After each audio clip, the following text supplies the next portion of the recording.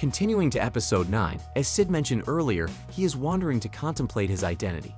Currently, he is outside the Migger Kingdom. So far, Sid has acted like a shadow manipulator to face various situations. However, upon reflection, Sid feels that he lacks a clear picture of being a shadow manipulator. Sometimes, he has already considered himself as a shadow manipulator. Still, Sid is worried about whether he can continue like this. He senses that something is missing in his heart, but he doesn't know what. Therefore, Sid wanders aimlessly.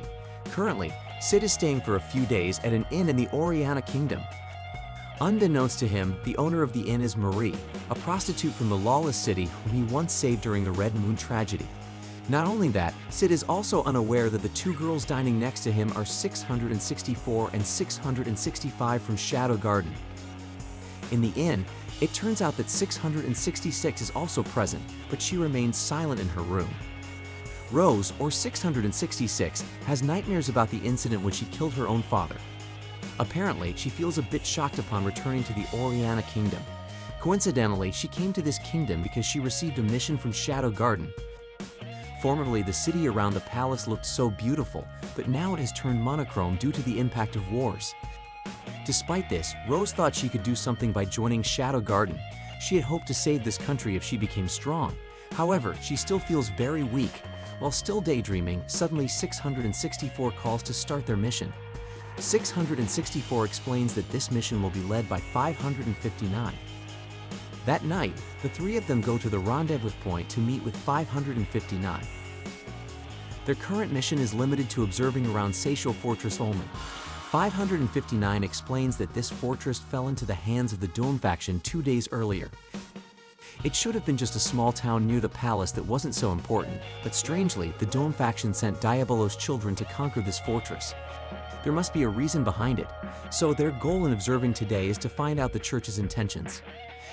During the journey, 559 asks if 666 knows the reason she was chosen for this mission.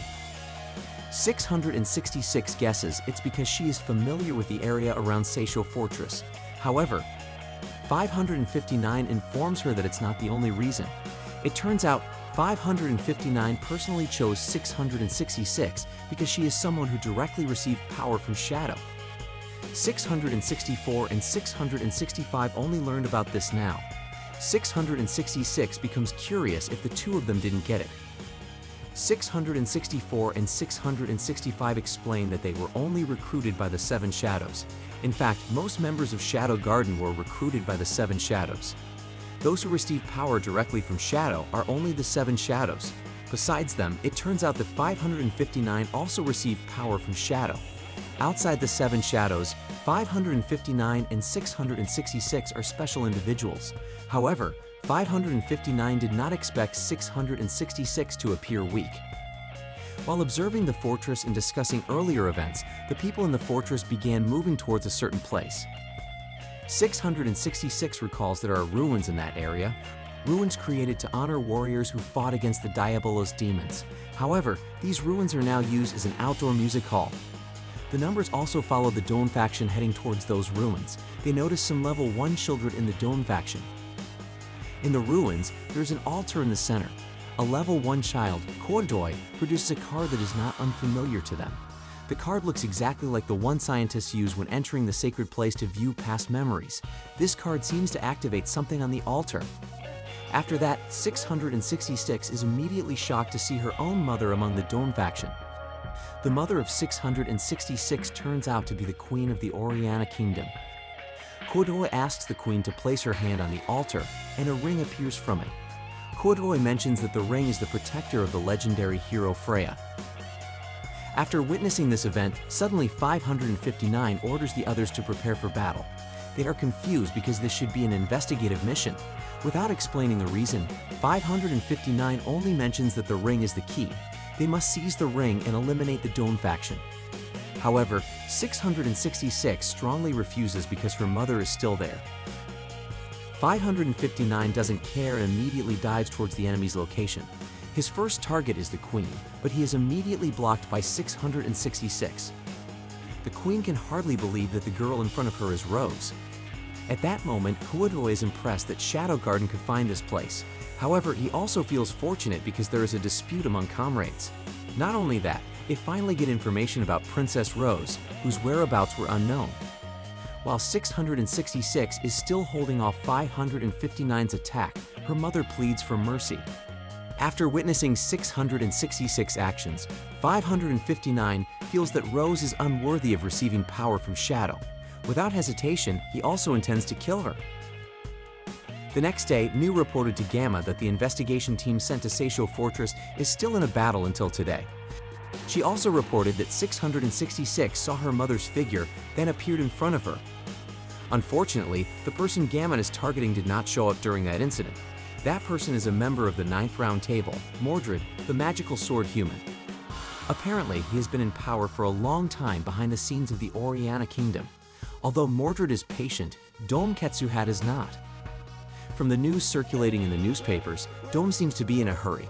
Currently, 666 or Rose Oriana has fallen into the hands of the church. Nevertheless, they can use her to observe the movements of Dome Ketsuhat and Mordred behind him. Gambit sees some advantage in this for them, but since Rose Oriana entered the 2 stages, things have started to move simultaneously.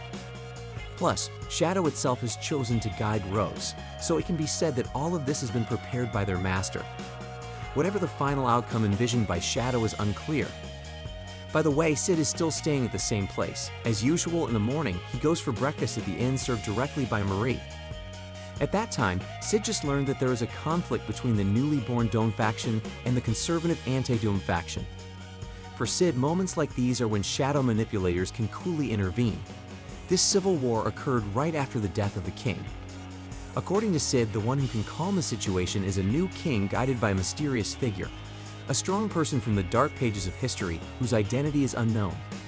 Sid then remembers when Rose killed her own father. He is puzzled as to why Rose did it. Sid suspects that Rose was very unwilling to marry into Dome, leading her to such an act. While Sid is still immersed in his musings, suddenly 3 people from the government soldiers arrive. They come to collect money from the people who want to support the army. However, of course, it is just a pretext to extort the helpless people. Marie did not expect them to come again, especially since they had come not long ago. Unable to resist, all of Marie's money is taken by them. At that moment, Sid unleashes his figurative move. He perfectly displays the behavior of a supporting character wanting to save Marie. Sid intentionally loses to them. Mary declares not to worry about her. After all, she is just a former prostitute from a lawless city. She is used to dealing with rough people. Eventually, Marie is saved by a shadow figure. She also expresses gratitude to Sid for helping her today. Shortly after that, Sid says goodbye as he won't be staying there anymore. Sid actually wants to pay for the accommodation as he has been staying for several days. However, Marie insists on giving it for free as a token of gratitude for his help. On that night, Sid accidentally stumbled upon the government soldiers who had taken Marie's money. They were discussing rumors about hidden treasures in the ruins behind this mountain. Sid immediately became intrigued by the recent story. The man continued to talk without realizing that all his companions had died. From Sid's perspective, these people were willing to kill for something they desired. Sid liked it because it resembled the rules in the lawless city. He then took all the belongings they had. On the other hand, Marie seemed distressed as she didn't have enough money for tomorrow's operation costs. She immediately thought of selling her body again, just like in the past. However, suddenly she heard something outside the inn's door. When opened, Marie saw a bag of gold there. Upon seeing the gold, she also caught a glimpse of a shadow figure. She did not expect that Shadow had been protecting her all this time. Meanwhile, 559 continues to battle the children until now.